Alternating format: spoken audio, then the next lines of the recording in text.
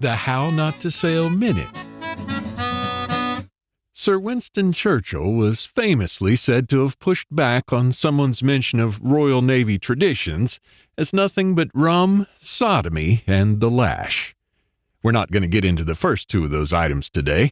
Rather, it's the lash that concerns us, as it surely concerned anyone guilty of shipboard misconduct back in the day. In the 17th and 18th century Royal Navy, the cat o' nine tails was the instrument of discipline. And here's the thing. Often the sailors who had to swing it were sailors themselves. The man you were charged with whipping might be someone you shared your quarters with, ate with, fought alongside of, someone you didn't want holding it over you the next time you had too much rum and maybe flipped off the captain. So an arrangement sometimes developed. Go light on the strokes. Try to give it a good show, but in reality, just scratch the surface. And when roles reverse, expect the same courtesy. One theory traces a familiar phrase straight back to this arrangement.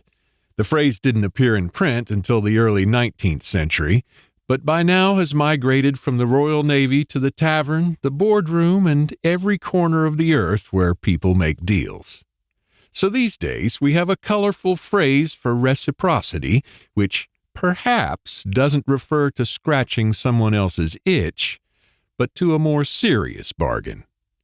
Scratch my back, and I'll scratch yours. Don't forget, for everything How Not to Sail, just go to HowNotToSail.com.